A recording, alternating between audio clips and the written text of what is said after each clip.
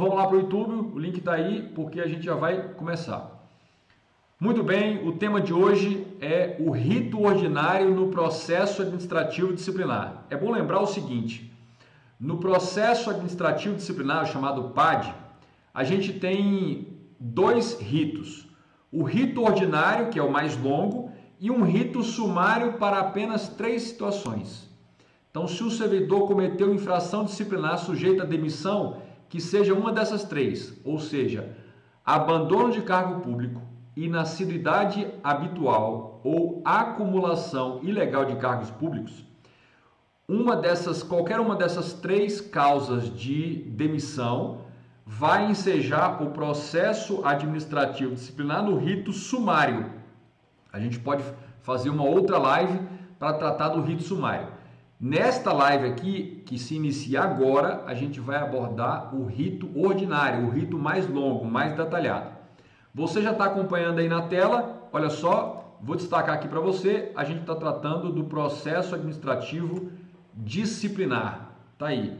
E a gente está abordando aqui, olha, o fluxograma sintético, ou seja, eu trouxe aqui um fluxograma sintetizado e eu vou ampliá-lo, vou explicar o passo a passo de cada um desses detalhes aí no processo disciplinar. Então, nesta live de hoje, neste nosso tema de hoje, é o tema do rito ordinário, o rito mais detalhado.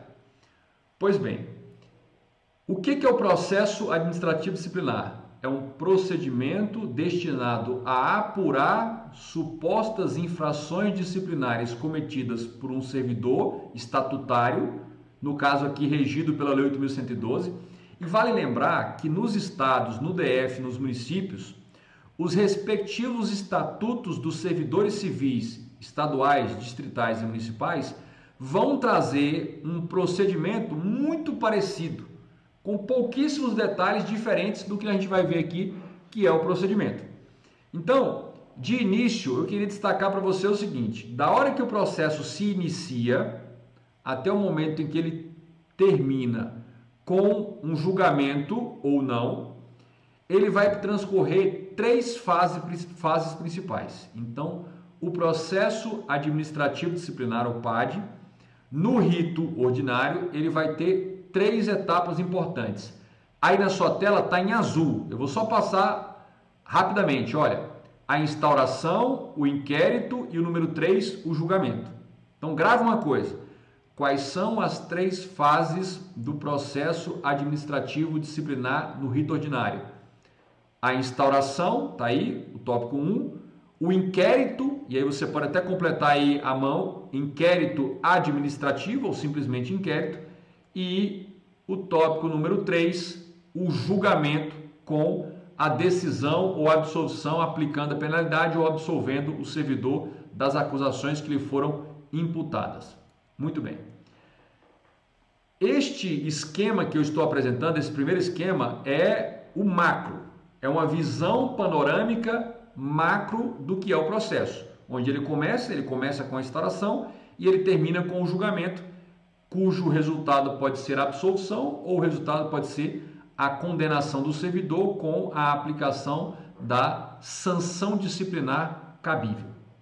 Bem, então, na instauração, a gente vai ter como atos principais, a gente vai ter uma portaria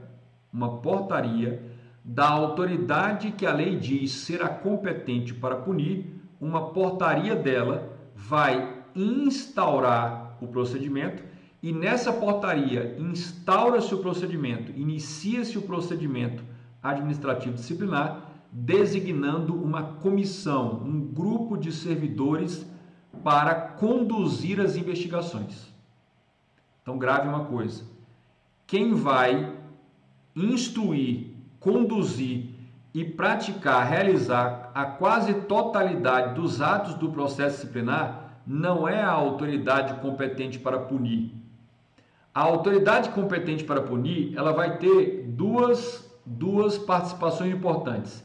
Na iniciação, na instauração do processo e ao final, depois que tudo estiver instruído, com relatórios, provas, defesa escrita, volta para essa autoridade competente, em que ela vai analisar o conjunto probatório e vai proferir a decisão ou absolvendo ou condenando e aplicando sanções disciplinares ao servidor.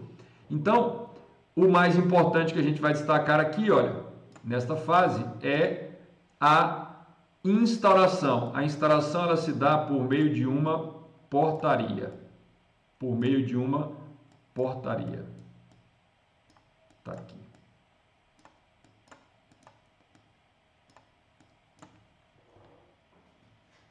A minha letra não vai ficar muito melhor do que vocês estão vendo aí, só quando assim que chegar a minha mesa digitalizadora tá na transportadora, tá vindo para cá. Eu estou fazendo com o mouse. Mas não se empolguem, a minha letra não vai ficar muito melhor quando eu tiver a caneta e a mesa digitalizadora. Vai ficar como eu estou fazendo aí, do jeito que eu estou anotando com o mouse aí. Ó. Isso aqui estou desenhando com o mouse, escrevendo com o mouse. Aqui, ó. Olha que bacana.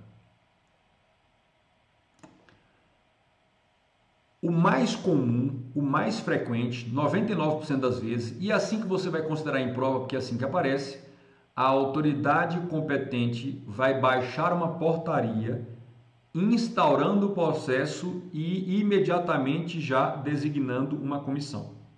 Tudo bem. Essa comissão, no rito ordinário, PAD pelo rito ordinário, o rito mais amplo. Essa comissão, vocês devem saber, ela tem 3 membros. 3 membros. Eita, que maravilha de letra! Que não vai melhorar quando chegar a caneta e a mesa digitalizadora. Bacana. Por que eu estou fazendo esse destaque? Porque se a infração disciplinar sujeita à demissão for abandono de cargo público, inassiduidade habitual ou acumulação ilegal de cargos públicos, o rito do PAD não vai ser ordinário, vai ser sumário. E no rito sumário, a comissão é de 2 membros e não de 3. Isso pode ser uma pegadinha em prova? Isso tem questões de prova? Várias sobre esse tema. Então, por isso eu fiz o destaque. Claro, vamos detalhar muito mais logo mais nesta live. Eu só estou fazendo um panorama para você ir se acostumando com o volume de informações que vamos tratar só no tocante ao rito. Rito é o quê? É a sequência específica de atos procedimentais dentro do processo. É o rito. É o passo a passo. Passo A, B, C, D. É isso. Então, para fins de prova, do ponto de vista da instauração, você tem que saber 3 coisas. Quem instaura? A mesma autoridade que a lei diz ser competente para punir. Ela vai dar início. Ah, professor, mas eu já vi que tem uma jurisprudência do Supremo Tribunal Federal que diz que o presidente da República pode delegar a competência para o inquérito administrativo, para o processo, pode delegar para ministério.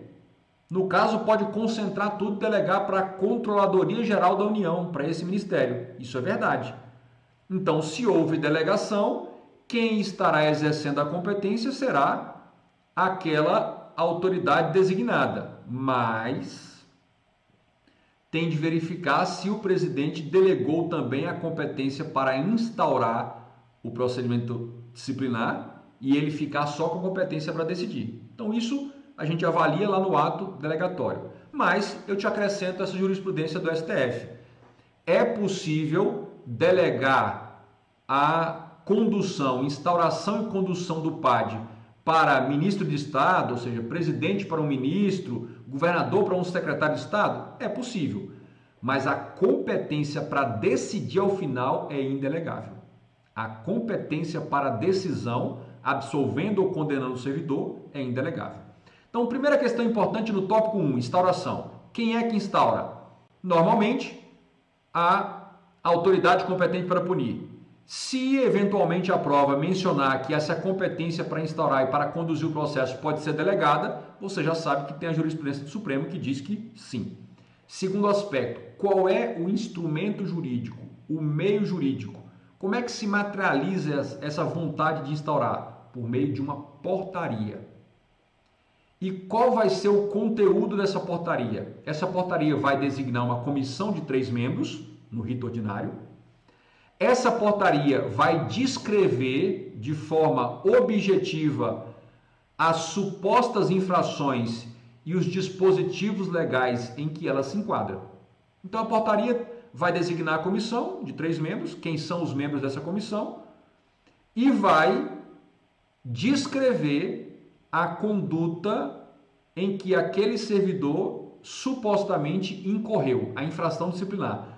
O resumo dos fatos e os dispositivos legais. E claro, vai especificar quem é ou quem são os servidores acusados. Tudo bem? Isso é a portaria. A portaria designa a comissão de 3 membros, delimita a suposta infração e as circunstâncias e indica, especifica, caracteriza quem é o servidor ou os servidores que estão sendo acusados ou que vão ser investigados no processo administrativo disciplinar. E aí, feito isso, parte-se para a fase do inquérito. Pode até chamar de inquérito administrativo. Inquérito administrativo. Eu já te digo, não fique agoniados. A minha letra não vai ficar muito melhor do que está agora, que eu estou usando o mouse para escrever. Quando vier a caneta, não vai ficar muito melhor. Não se animem. Conformem-se com essa letra. Está aí o inquérito administrativo. Muito bem. Olha, a Tatiana está dizendo assim, ó, não importa a letra, o que interessa é o conhecimento. Muito bem, isso dá um ânimo para o professor. Vou tomar minha água. Olha aqui, olha, todo mundo tem aquela canequinha bacana para tomar água. Eu uso o meu sistema raiz. Muito bem. Olha, vocês que estão no Facebook, estão no Instagram e não estão acompanhando o meu esquema aqui no YouTube, vocês estão perdendo estão perdendo o segredo da coisa. Corre para lá. Beleza. O inquérito se divide em 3 etapas. Recapitulando. O PAD, o processo administrativo disciplinar, se subdivide em 3 fases. Olha na tela. Fase 1, instauração. Fase 2, inquérito. Fase 3, julgamento. O inquérito administrativo, ele se subdivide não em fases, ele já é uma fase, ele se subdivide em etapas. São 3 etapas. A instrução está em vermelho, a defesa escrita e o relatório. Eu não quero ninguém perdido, passo a passo, com calma. Se a gente não terminar aqui, eu posso gravar 1000 lives e postar, é gratuito. Eu postar lá no nosso YouTube, não tem problema. Tranquilidade aqui, paciência, o negócio é entender. No inquérito, o coração, o core, a coisa mais importante no inquérito é a instrução. E aí é instrução, gravem aí, instrução probatória. Instrução probatória. Eita maravilha de letra. Probatória. Eita, que beleza. Bacana. Quem tiver eventualmente rindo aí do meu Mobral para escrever, tenta fazer o mesmo, antes de criticar, tenta fazer o mesmo com o mouse e não com uma caneta. Professor, por que você não tem uma caneta ainda? Porque quem faz com o mouse, quando vier a caneta, o cara fala, caramba, o professor deve estar fazendo caligrafia na quarentena, a letra dele melhorou pra caramba. Olha, não vai melhorar muito, não vai melhorar muito. Olha lá. Então tem a instrução probatória, ou seja, esta é a etapa, a instrução ou instrução probatória é a etapa dentro da fase do inquérito administrativo, etapa que vai apurar, aferir, levantar a constatação de fatos, documentos, circunstâncias probatórias que levem à condenação e punição ou à absolvição. Eu costumo dizer que a instrução probatória é o momento em que se vai exercer, com ampla defesa, contraditório, se vai desvendar a verdade dos fatos. E a administração pública, eu quero que você anote aí, a administração pública ela vai conduzir esta etapa baseada num princípio, vou colocar só o P, princípio, olha tem, princípio, esse P de princípio. Princípio da verdade, princípio da verdade.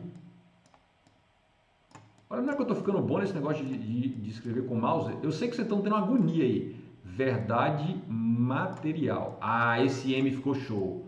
Material.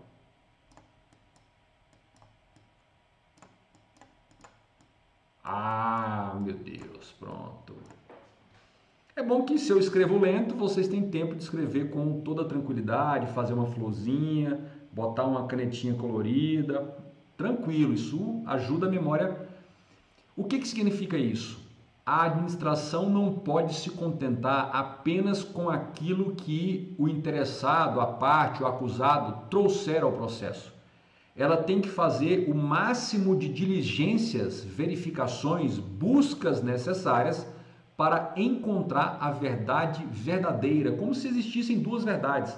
A verdade material, a verdade real. Verdade material pode ser chamada também de verdade real. Tá aí, ó. Verdade verdadeira. Doutrinariamente, eles usam um nome mais bonito, a verdade fidedigna. A verdade com a maior probabilidade de verossimilhança, ou seja, mais próximo do que realmente aconteceu. Então, esse é o princípio orientador da instrução ou da etapa da instrução probatória. Não se esqueçam que estamos dentro da segunda fase, a fase do inquérito administrativo. Beleza. Na instrução, então vejam, a instalação é assinar um papel com o conteúdo da portaria e publicar no Diário Oficial. E aí a autoridade competente cruza os braços e espera a comissão trabalhar. A instrução começa com os chamados atos inaugurais. Atos inaugurais. Tá aí. Esses atos inaugurais, a primeira coisa, vai ter a instalação da comissão. O que é isso? Imediatamente a publicação da portaria de instalação que já designou a comissão, os 3 membros, já descreveu resumidamente a suposta infração disciplinar e já qualificou o servidor ou servidores acusados, imediatamente a publicação dessa portaria, a comissão, os membros da comissão se reúnem numa salinha, num cantinho lá no órgão, se reúnem para declarar instalada a comissão. Instaurar é uma coisa, instalar é outra. Instaurar, gente, está aqui, ó. Instauração é dar início, é pontapé inicial. Instalação é iniciar os trabalhos, começar a fazer jus à remuneração. Tudo bem? E as atribuições que foram designadas a essa comissão. Beleza. Então, instalação da comissão. A comissão vai fazer o quê? A comunicação da instalação. Vai produzir um ofício, o mais adequado seria um memorando, uma carta.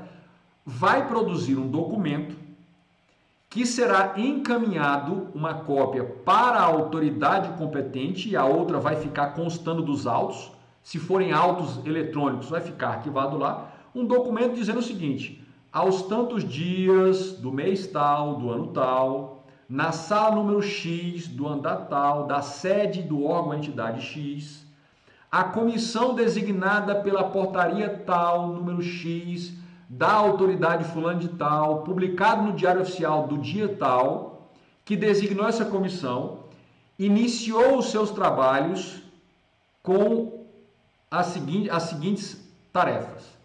Então, vai esse comunicado. E uma das tarefas muito importantes dessa primeira reunião é designar um secretário. Designar um secretário. Gente,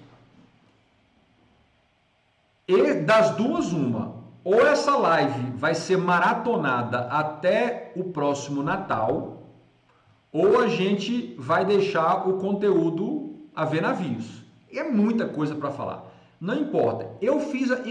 Quem manda nessa porra, a live é minha. Vocês estão aí pela graça de Deus. Eu decidi que eu vou esgotar o conteúdo. Se deu aqui uma hora, a gente está cansado, a gente para e continua. A gente faz aí uma série, tipo La Casa de Papel, essas aí, Under the Drum, esse negócio, vai inventando uma dessas aí. Porque quando eu comecei a tratar de processo disciplinar, eu já sabia que seria uma coisa sem fim, a história sem fim. Mas vamos lá. Voltando aqui. Então, a comissão vai praticar atos inaugurais. O primeiro ato inaugural é a instalação, é a reunião. Nessa instalação tem algo muito importante que vai designar o secretário. E foi nesse momento que eu fiz esse devaneio, que a gente vai... Por quê? Quem a Lei 8.112 diz que pode ser, a Lei 8.112 diz que pode ser membro da comissão. Secretário não é membro. Então, eu precisava chegar ao secretário para fazer esse comparativo. Quem são os membros, que são 3 da comissão? A lei diz: servidores ocupantes de cargo efetivo. Não podem ser ocupantes de cargo em comissão. Beleza? Tranquilo. Não podem ser servidores em estágio probatório. Tem que ser servidores estáveis. Tem que ser servidores estáveis. Essa é a regra. Tem um pequeno detalhe lá do artigo 19 do ADCT. Eu menciono mais adiante ou numa outra oportunidade. Mas, para ser membro, tem que ser servidor estável. Então, quem está em estágio probatório, se você... Professor, eu tenho medo. Eu entrei no cargo público hoje, não tem nem uma semana. Fui designado para uma comissão do PAD. Meu Deus do céu, eu vou criar inimizade na primeira semana. Estou ferrado. Calma. O legislador foi sábio. Eu não vou colocar um camarada em estágio probatório para poder investigar o outro. Ele não vai ter ainda nem o staff, a cancha, né? Não vai ter ainda musculatura institucional para poder, não é inteligência e conhecimento, é a ambientação institucional, ele não tem ainda. Então o legislador falou, só servidor estável. E o servidor tem de ser, da comissão, ele tem de ser da mesma hierarquia ou de hierarquia superior aos que estão sendo investigados. Se não isso, ou seja, mesma hierarquia ou hierarquia superior, ele tem de ser de mesma escolaridade ou escolaridade superior. Não é conjugado. É uma coisa ou outra. Ou mesma hierarquia ou hierarquia superior, ou se esse quesito não ajudar, o quesito de mesma escolaridade ou escolaridade superior. Preferencialmente, busca-se colocar servidores de hierarquia superior ou de escolaridade superior. Professor, mas o investigado é doutor, pós-doutor, nível superior. Cuidado. Ele tem mais doutorados que todos no órgão. Aí você vai usar a classificação de referente ao cargo e a escolaridade exigida para o cargo. Nível fundamental, nível médio, nível superior. Então, se aquele servidor é de nível superior, ele já, mesmo que o investigado seja doutor, pós-doutor, ambos, para estarem ali investidos naquele cargo, exigiu-se nível superior. Então, tem a mesma hierarquia. Mas, claro, você tem 2 níveis superior e você pode designar um membro que seja doutor ou pós-doutor, é preferível que o faça para ter uma certa ascendência intelectual. Isso não é obrigatório, não é algo matemático. Preferencialmente é bom fazer isso para não ficar assim, esse Zé Mané veio me julgar, isso coió, isso nunca fez um mestrado, doutorado. Não há essa exigência legal, mas há uma certa, por uma questão de prudência, de razoabilidade, se faz isso aí, entendeu? Então, resumindo, para ser designado como membro, tem de ser servidor estável, E o segundo requisito, ou ele tem a mesma hierarquia ou hierarquia superior, ou então ele tem a mesma escolaridade ou escolaridade superior. Beleza. E aí vão escolher o secretário. E aqui tem um detalhe muito cobrado em prova, o secretário. O secretário não são 3 membros. O secretário pode ser um dos outros 2 membros, que não será o presidente, eu vou falar do presidente. O secretário pode ser um dos outros 2 membros. Ou pode ser um quarto servidor. Se a comissão optar por designar um quarto servidor daquele órgão para secretariar os trabalhos, redigir as atas, redigir as minutas dos documentos que a comissão vai assinar para enviar a outros órgãos, se ele decidir por escolher um quarto servidor, a comissão não terá 4 membros. A comissão é sempre 3 membros. Este quarto servidor que foi designado como secretário, ele não passa a ser membro. Ele não tem voto, não tem funções de membro. Ele tem funções de secretariado. Entenderam isso? Beleza. Tranquilo.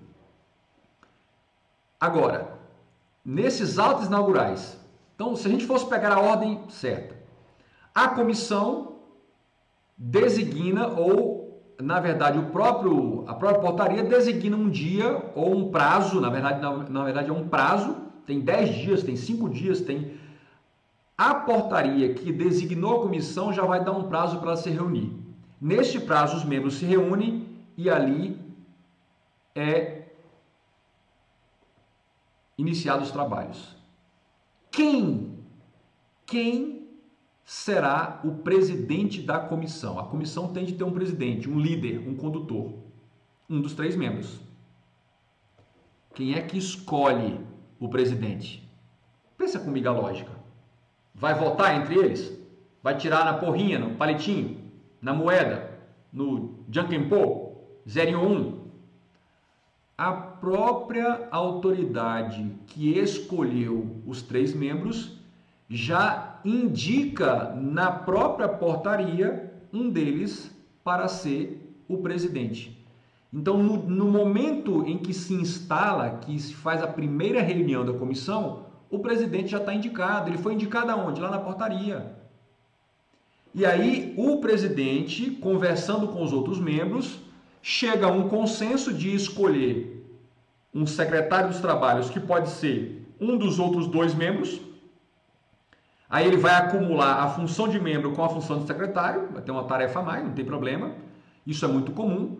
Ou então, a comissão, liderada pelo presidente da comissão, vai escolher um quarto servidor, que será o secretário, mas nunca será considerado membro da comissão. Tudo bem? E aí, inicia-se uma fase, por liderança do presidente da comissão, ele designa um prazo, dá uma data para ele mesmo e os outros membros estudarem os autos. Vou até destacar aqui, ó, estudar os autos. Estudar os autos. Vai. Ou seja, analisar a documentação, as provas, podem ser áudios, vídeos, arquivos, relatórios, denúncias que vieram de fora da repartição. Ele vai analisar a documentação. Existem processos que se inicia com uma documentação muito modesta, mas já suficiente para revelar indícios de uma autoria e de um cometimento de uma infração. E tem processos que vêm carradas, caminhões. Pensa comigo, tem essas operações Lava Jato, esse negócio aí? Lembra, o mesmo fato pode acarretar infração criminal, está sendo apurado na Lava Jato, improbidade, vai ser apurada lá Ministério Público e Juiz, a esfera civil, ressarcimento, a ação de indenização, e disciplinar, administrativo disciplinar. Então pode ser que a coisa toda começou com uma operação da Polícia Federal, e aí uma cópia daquela documentação toda foi cair lá na autoridade competente do órgão para ele iniciar a investigação disciplinar. E aí pode vir uma papelada caminhões, eu não estou sendo exagerado, caminhões de documentos. E aí, claro, o presidente vai comunicar, vai fazer um relatório preliminar, não relatório do processo, mas um relatório de situação, vai informar a autoridade competente e falar, nós precisamos aqui de pelo menos 60 dias para estudar a documentação. Tudo bem? E aí depois a gente vai falar um pouco sobre o prazo, a duração desse processo disciplinar, que ele pode ser prorrogado e tal, a questão da prescrição. Tópico aqui não vai falar, tema que não vai faltar aqui dentro. Entenderam esse pontapé inicial da instrução? Entenderam que nós estamos dentro do inquérito? Vamos para o próximo passo. Agora a gente entra na história dos atos de instrução. Atos de instrução são os atos de apuração, de colheita de provas propriamente ditos. Atos de instrução são os atos de apuração, investigação, colheita, obtenção das provas. Olha só comigo.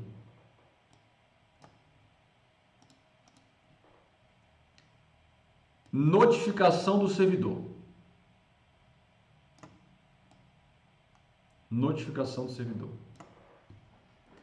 É engraçado que quando o próprio servidor vai fazer a sua defesa, porque não é obrigatória, é uma coisa que a gente precisa mencionar, não é obrigatória a participação de advogado no processo disciplinar.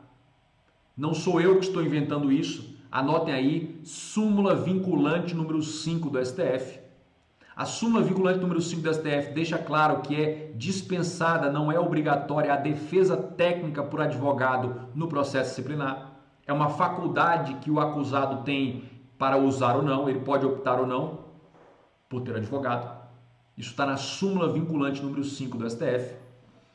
E aí, neste momento, para garantir a ampla defesa e o contraditório, devido ao processo legal, é preciso comunicar ao servidor de que contra ele está acontecendo, está sendo implementada, realizada uma investigação, um inquérito administrativo. Aí notifica. Diz, olha, em razão da portaria tal, publicada na data tal, estamos apurando contra você estes fatos. Fique ciente e comece a acompanhar. É nesse momento que precisa entrar uma defesa técnica. Não deixa para fazer a defesa técnica só lá no relatório final, olha lá. Só aqui na defesa escrita, porque aí você perdeu N oportunidades de trabalhar junto com a comissão para apresentar as provas que te inocentam ou te eximem de responsabilidade. É neste momento. Então, vai fazer a notificação. Quando é o próprio servidor que vai fazer a sua defesa, ele tende a achar que essa notificação já é para fazer a defesa. Ele faz uma defesa com 150 laudas se defendendo. Já se autodenuncia, tudo. Calma. Se quiser se manifestar, faça lá 4 linhas. Estou ciente, quero exercer o meu direito de acompanhar todas as diligências probatórias, oitiva de testemunhas, quero usar do meu direito de interrogatório para fins de defesa e juntar documentos, pedir perícias, tudo mais. Entrega lá. Diz, estou aqui e quero participar ativamente da minha defesa. E aí vai começar oitivas de testemunhas. Oitivas são para as testemunhas. As testemunhas que a própria comissão e o poder público vão arrolar, indicar, e você, servidor, também pode indicar as testemunhas que entender pertinente. A comissão até pode barrar algumas motivadamente, mas isso é feito com muita cautela para não cercear o direito constitucional à ampla defesa. Diligências.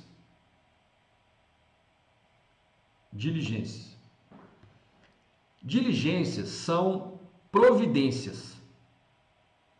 O professor me dá um exemplo de uma diligência, que é uma bem moderna. Diligência no sentido de fazer uma varredura no computador que era utilizado por esse servidor, seus arquivos. É uma diligência. Foi preciso a comissão se deslocar até um determinado local para eliminar determinadas dúvidas. O processo foi instaurado contra um policial rodoviário federal. Investigava-se o cometimento de uma infração disciplinar por uso inadequado da viatura. Houve um acidente. Precisaram ir até o local, inclusive até levar um perito para fazer medições, calcular velocidades. Que é uma outra diligência? Assistir horas e horas de vídeos do circuito interno de TV para entender a dinâmica dos acontecimentos. Diligências. Reproduções.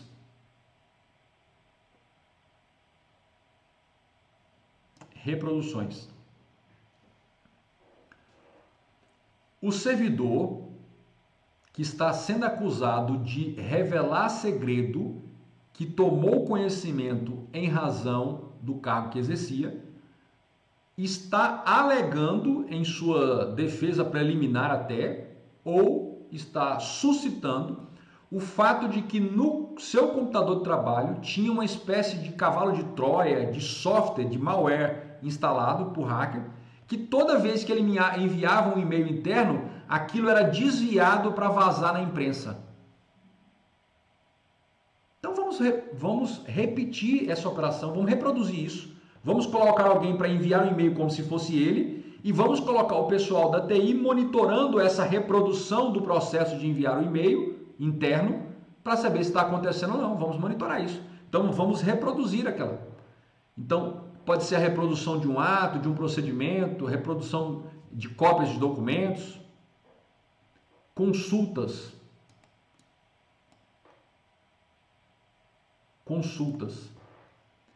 Normalmente essas consultas são feitas ou a outros órgãos ou entidades, ou você faz consultas para entidades privadas, particulares. O servidor disse que naquele dia e local ele esteve internado num hospital X. Passou por um procedimento. Vamos consultar esse hospital para ver se ele confirma se realmente tem documentos, se tem circuito interno de TV, se tem testemunhas de que essa pessoa, que reconhece essa pessoa, esse servidor. Pesquisas, perícias, acareações. Acareação é você colocar testemunhas confrontadas, frente a frente. Pergunta para uma, desmente a outra. Acareação. E um ato muito importante que é o interrogatório, a oitiva do acusado, onde serão feitas as N perguntas necessárias para elucidar a dinâmica do acontecido e às vezes os esclarecimentos que ele apresenta podem revelar circunstâncias que levam à sua absolvição ou circunstâncias que reforçam a necessidade de sua condenação. Está lá. Então, a gente está dentro da etapa da instrução, que é uma das etapas da fase do inquérito administrativo, Estamos no que eu chamo de o segundo passo, o segundo momento. Teve um momento inicial, inaugurais, e agora a gente está no momento. Esse momento aqui não é um ato, isso pode durar 1 mês, 2 meses, às vezes 5 meses, a depender da complexidade do que está sendo investigado. E aí vai chegar uma hora que não tem mais nenhuma prova a ser produzida. Já foi feita toda a oitiva necessária, diligências, reproduções, consultas, pesquisas, acareações, finalizou com o interrogatório do acusado. O fato é que o último ato instrutório é o interrogatório do acusado. Como regra. Pode ter alguma exceção? Sim, mas como regra, interrogatório do acusado. E aí, a gente vai para o último passo, o passo final, dentro da etapa da instrução probatória, que é a indiciação. Vamos destacar aqui. Com a citação ou absolução, uma coisa ou outra. Tá aí. Muito bem. Enquanto a gente toma água aqui, eu queria ouvir de vocês que estão acompanhando aí, se vocês estão gostando dessa nova dinâmica. Essa dinâmica de hoje é uma dinâmica um pouco diferente da dinâmica que a gente usou nas outras lives. Enquanto é bom dar uma variada. Se não estiver gostando, pode falar já. Falar, isso tá uma merda isso aí. A gente tenta não fazer nunca mais essa porcaria. Muito bem. Dá um feedback aí, não me deixem sozinhos aqui. Gente, lá na portaria não foi feita indiciação. Foi feita uma circunstanciação resumida, sintética, dos fatos a serem apurados e de quem era o seu suposto autor. Lá na portaria foram feitas 3 coisas. Designada a comissão, foi feita uma circunstanciação, um resumo dos fatos supostamente considerados infração disciplinar e foi feita a qualificação, a especificação do acusado ou acusados, no plural. Então você não vai confundir a circunstanciação, a descrição sumária, a descrição resumida do que se vai apurar com a indiciação, porque a indiciação é uma descrição muito mais assertiva e detalhada, porque já se fez uma vasta apuração, um pente fino na situação supostamente caracterizada ou tipificada como infração disciplinar. Então, a indiciação é dizer o seguinte, olha, apuramos isto, A, B, C, D, cometido por fulano, que é o acusado, e isso nos inclina, nos revela de forma muito contundente que houve a materialidade, o cometimento, a ocorrência da infração disciplinar tipificada no dispositivo X e o seu autor foi fulano.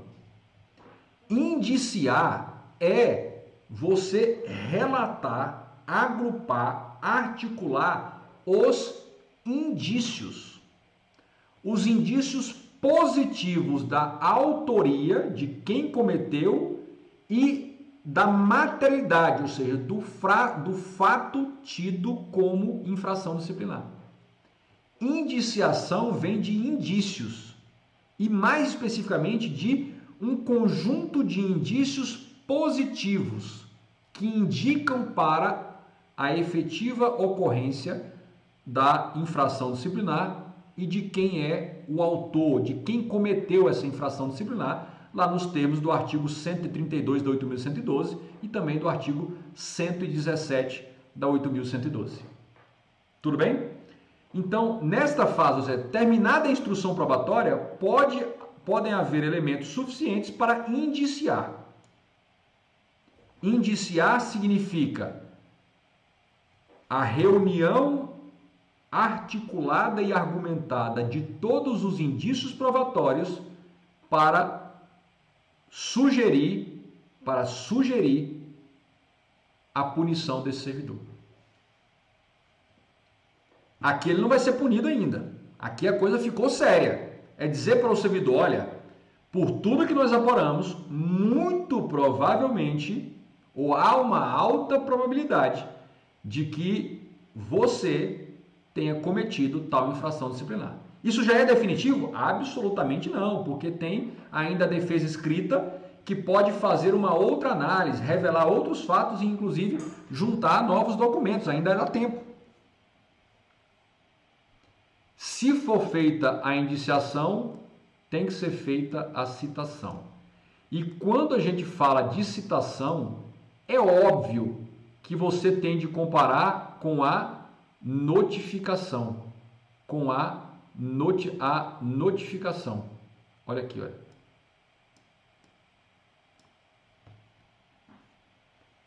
A notificação tem a finalidade jurídico-processual de dar ciência ao servidor ou servidores acusados de que contra ele está tramitando um processo de investigação disciplinar. A finalidade é dar ciência. A finalidade da notificação. Está aqui, olha. Olha a seta aqui, ó. Aqui. Notificação, está aqui, olha. Vamos apagar, até para ficar bem claro. Vamos apagar isso aqui. E vamos colocar assim, ó. Aqui, ó. Notificação, ó. Tá aí. Bacana. A notificação, ainda dentro dos atos instrutórios probatórios, tem a finalidade jurídico-administrativa processual de dar ciência ao servidor ou servidores de que contra ele iniciou-se a tramitação e a instrução probatória disciplinar. A citação não. A citação é comunicá-lo de que foi indiciado, de que a coisa está muito mais séria e de que abriu-se um prazo para ele apresentar a defesa escrita. Abriu-se um prazo para ele apresentar a defesa escrita. Então, a citação, ela tem dois propósitos. Caramba, estou muito orgulhoso de mim mesmo, fazendo uma chavezinha com o mouse. Olha, com o mouse, não tem caneta aqui, com o mouse. Mas credo. Vamos lá. Babadernei que é coisa. Podemos? Beleza. O professor hoje está diferente, está muito empolgado. Gente, essa matéria, esse conteúdo, não é que seja difícil. São tantas informações, se você não começar embalado mesmo, aquele embalado de passar direto na curva, você não chega no final, os alunos vão desanimando, cara. Olha aqui, ó, já está caindo o número aqui. Avisa aí, avisa para amigos e inimigos, vocês estão perdendo o que é. A citação, então voltando, chega de firula, voltando. A citação serve para dizer o seguinte: meu chefe, falando para o acusado, você foi indiciado.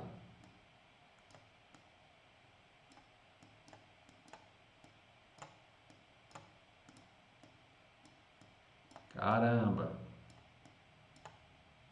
Isso aqui era para ser indiciado. A citação diz para ele, olha, a vaca se atolou no brejo. Se a notificação diz a vaca está indo para o brejo, a citação é porque a vaca já se enterrou no brejo, porque ele já foi indiciado, ou seja, já há um conjunto vasto de indícios probatórios que orientam para o cometimento da infração disciplinar por ele, servidor. E o mais importante, diz assim para ele, meu chefe, essa citação que você está recebendo aí, ela é o marco inicial, ela abre a contagem de um prazo para defesa, para você preparar sua defesa escrita. Este prazo, gente, a lei diz, é um prazo de 10 dias. Anotaram? Anota com calma aí, prazo de 10 dias. Agora, larga tudo, foca aqui. Este prazo, ele pode ser prorrogável por até o dobro. Então, ele é 10, eu posso prorrogar por mais 1, mais 2, mais até 20. Não é 10 mais 10, é 10 mais até mais 20, podendo chegar a um total de 30. Você pode prorrogar por mais até o dobro se o acusado, ou por meio de sua representação para o advogado, requerer e demonstrar que há a necessidade de diligências necessárias para ele formular a sua defesa. Professor, mas as diligências já não ficaram lá para trás? Diligências, leia-se, providências. Gente, imagine aquele PAD que finalizou com caixas, pilhas e pilhas de documentos probatórios. Ou o próprio servidor ou o advogado dele vai ter que analisar um por um, fazer as interconexões, interrelações, analisar a frase de uma testemunha com a de outra, com um documento. Vai dar tempo? Em 10 dias? Ele pode simplesmente dizer, olha, são 7.200 páginas, depoimentos de mais de 30 testemunhas, 4 laudos foram apresentados, e mais não sei quantas horas de fita de vídeo, de circuito interno de TV e áudios para serem ouvidos e degravados. Eu preciso de mais tempo. Está justificado. Para fins da sua prova. Prazo 10.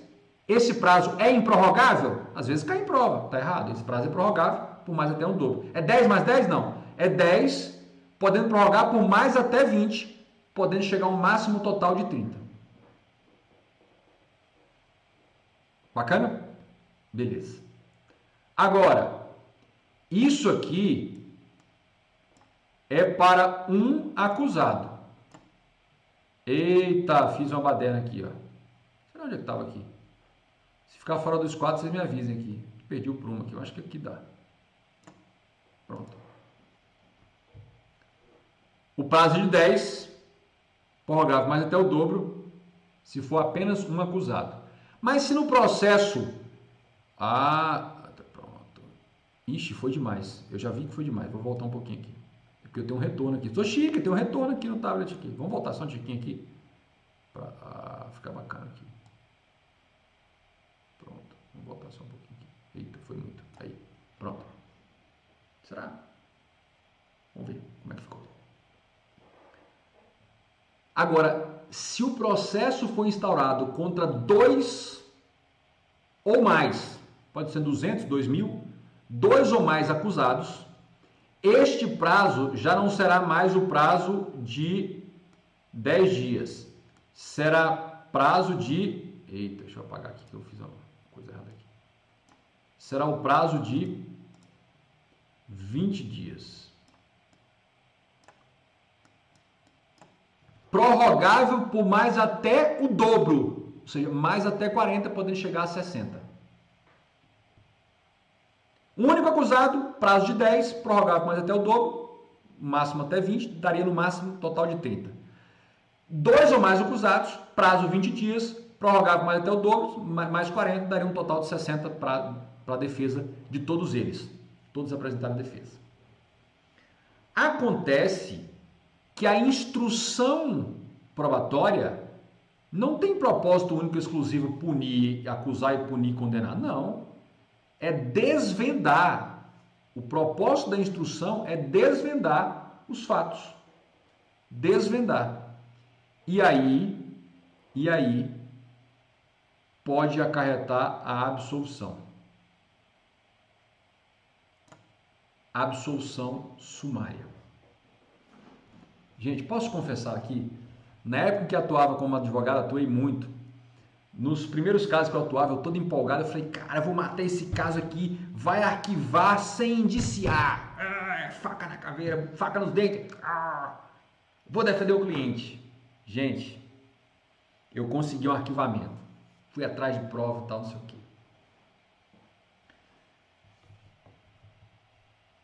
Eu não sei porquê. Mas isso se repetiu muitas outras vezes. O cliente ficou frustrado. Ele ficou frustrado, parecia que queria sofrer. No início, quando ele recebeu a notificação que me procurou, ele não dormia, dizia, falei, calma, tem muita instrução probatória para passar debaixo da ponte, relaxa. Calma, não dá nem a defesa escrita, calma, que eu vou perder meu carro, calma, isso vai demorar, relaxa. Isso é serviço público, o servidor da comissão vai pedir um café, tranquilo. Feriado era na quinta, ele emendou a sexta, relaxa. Vamos trabalhar. Deixa o homem trabalhar. Quando deu o arquivamento, ficou frustrado. Ele me pagou, mas sentido. Sabe aquele dinheiro amaldiçoado? Eu te juro, peguei o dinheiro todinho e comprei alimentos para uma instituição de caridade. Sabe o cara numa outra hipótese,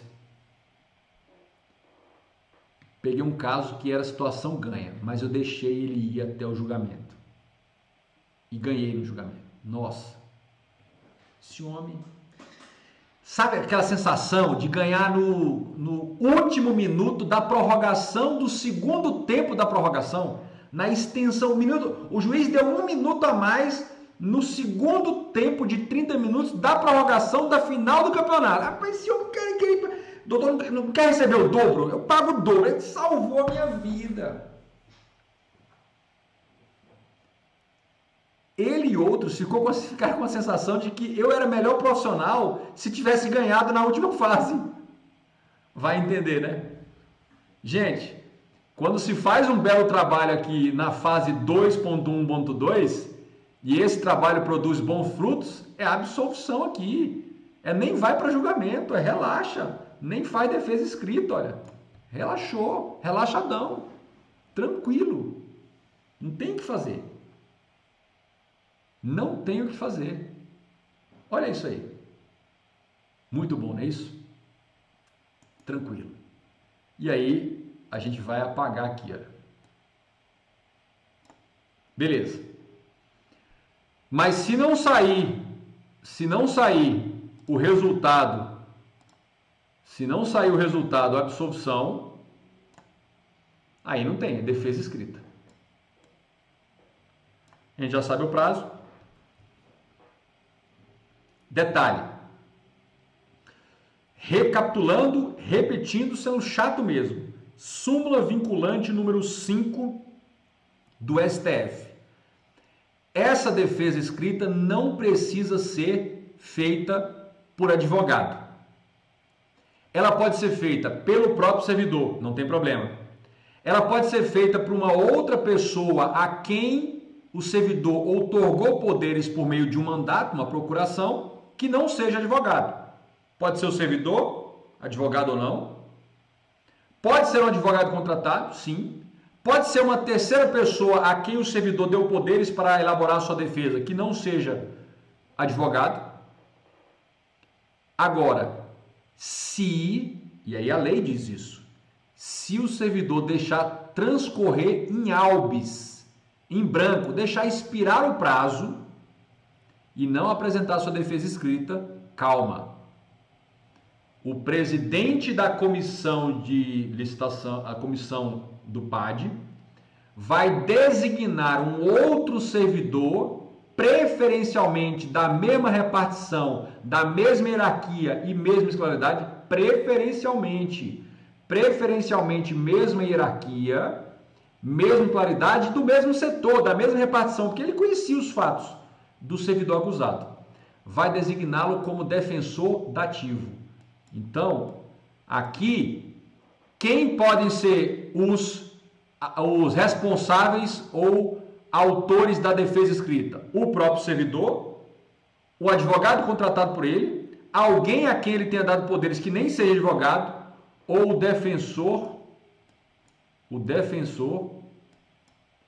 dativo. O defensor dativo.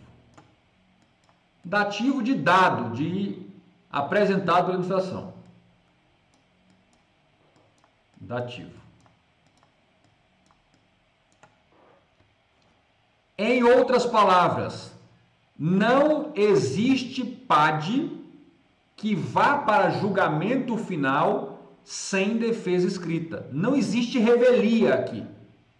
No mínimo, por mais nas coxas e tecnicamente que ela seja feita, vai ter a defesa escrita do defensor dativo.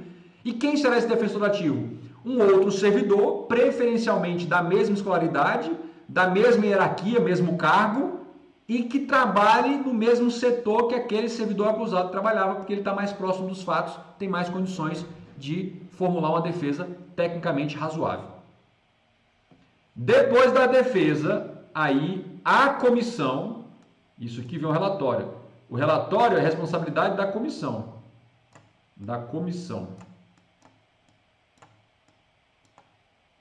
Relatório da comissão, tá aí.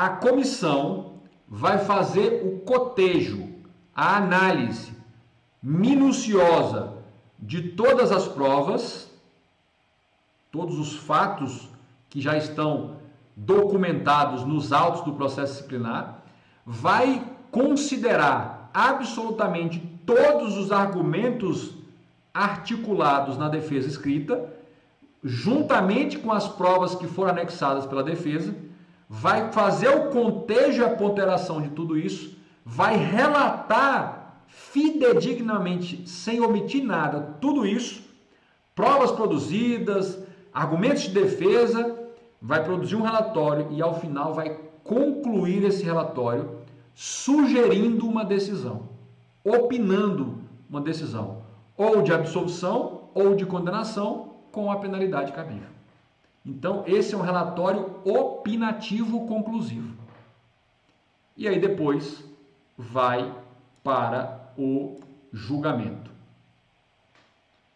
No julgamento, o resultado pode ser absolvição. Essa absolvição não é a absolvição sumária. Essa absolvição aqui, olha, vamos chamar de absolvição sumária. Ou seja, antes da hora, antes de chegar o veredito. Sumária.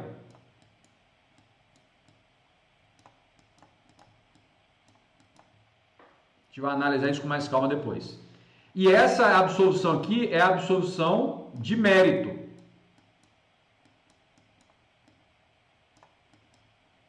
Absolvição de mérito. Aqui não tem aquela sempre mérito.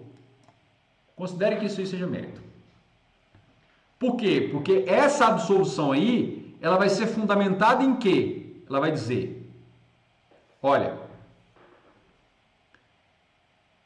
está comprovado que este ou esses acusados não cometeram o fato. Ou então está comprovado que não houve o cometimento do fato considerado infração disciplinar. Mas também é possível a autoridade competente analisar tudo, chegar a uma conclusão diferente da conclusão que a comissão chegou e falar, na verdade, não deveria sequer ter sido indiciado, porque, ou mesmo que indiciado, não há provas suficientes para condenar.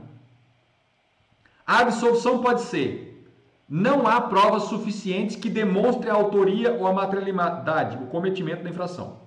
Um primeiro fundamento para a absolvição. Segundo, até houve a infração disciplinar, mas esse camarada, esse acusado não é o autor dessa infração. Não foi ele que cometeu o fato. Está comprovado isso. E terceiro, não houve o fato. Acharam que isso aconteceu, mas não aconteceu. Então essas são as três justificativos, três fundamentos possíveis para a absolvição.